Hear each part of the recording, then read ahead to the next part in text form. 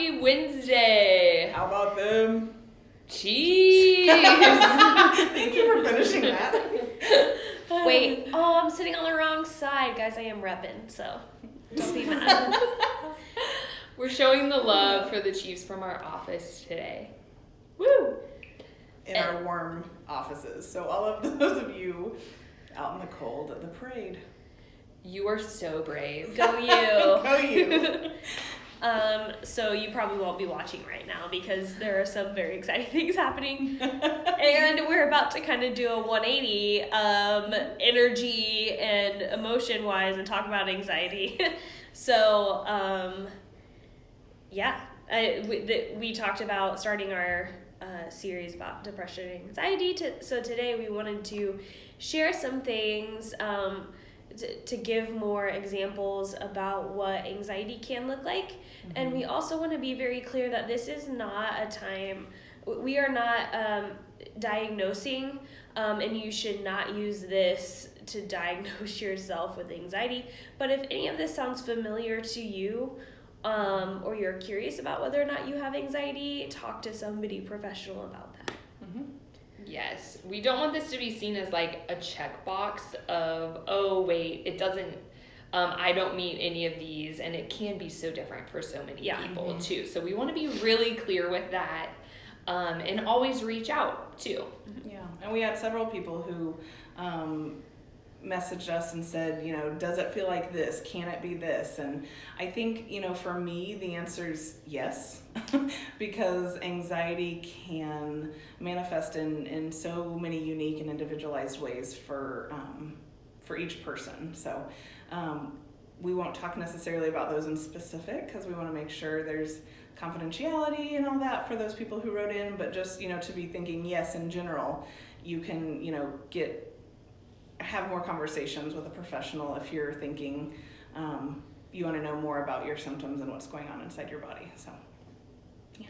So that being said, anxiety is often thought about as, high levels of stress, high levels of nervousness, high levels of just kind of hypertension, and that physically or somatically can happen inside the body and feel like, racing heart, flushed skin, kind of an increase of temperature, sweaty palms.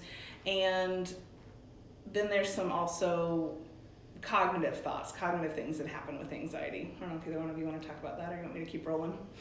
Sure, I could, yeah. So some of the more cognitive things that happen with anxiety is, worrying and not being able to stop. I often talk about with clients, like, are you constantly worrying that, if you're taking a step back and being super intellectual about it, can say, well, rationally, that's not very rational, but it doesn't matter. Like, you still keep thinking about it and can't stop. So that kind of repetitive worry is very classic of anxiety.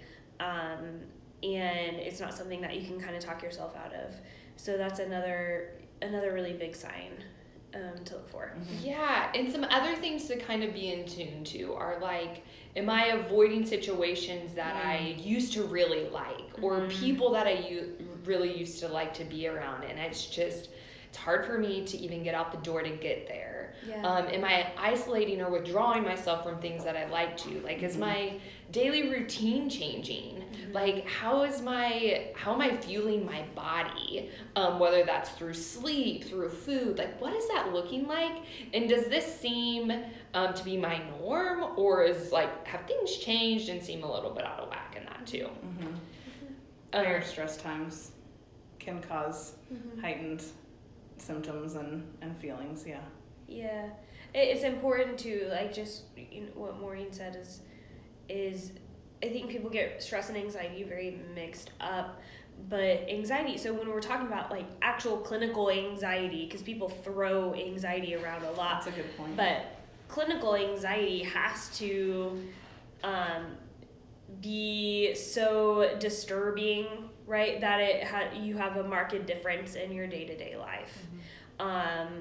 Of course, we all experience some anxiety day to day, like if you are walking across the street and a car goes zoom right in front of you, you're gonna have anxiety. Like, that's normal, that's biologically, like, evolutionarily appropriate. But what are the times where you feel like you're on, right? Like, so your system is elevated, you have that rapid heartbeat, like Jessica was talking about, or you're thinking about something when there's really just no threat. So that's where that mismatch is important to notice.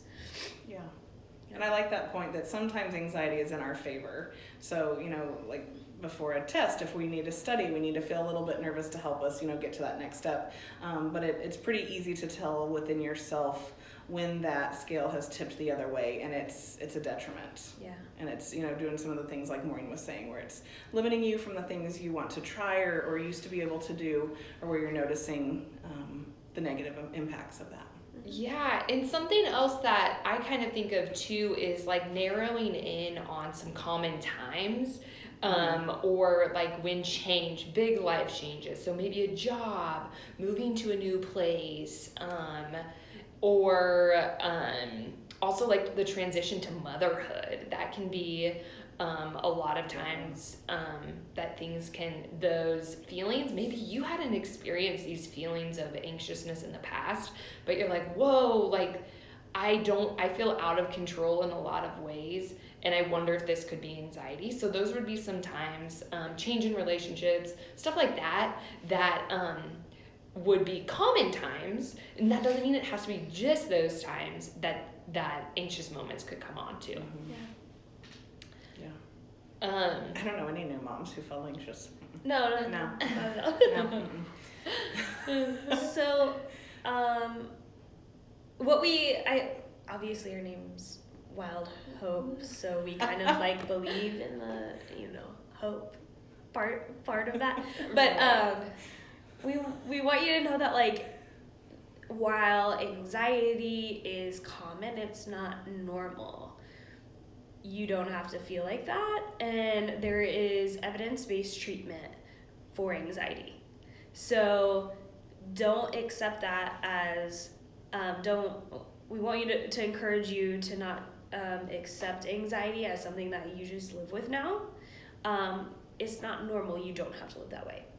So seek professional help. There's hope. Yeah. And we just hope by kind of sharing a little bit from our series that we're doing to kind of pique curiosity for yourself. Mm-hmm. And maybe if you're like, hey, I'd like to know a little bit more about that, we would hope to be a resource for you in that. And how can we, whether it's us helping you kind of process through that through therapy, or if it would be connecting you to something that would be a good fit for you. We just hope that it can shed some light on anxiety and depression, and we're excited for our series to continue. Yeah. If you missed our IGTV last week, we went over kind of step 1 is bringing awareness to what you're feeling, when you're feeling it, and where in your body, and some tips and tricks for how to start a process like that of connecting with yourself and your thoughts and your body. And coming up, we're going to do symptoms of depression and get into some more of that next week. So we hope you'll join us as we go through this. Yes. Have a good day. Go Chiefs. Go Chiefs. See you next week. Bye.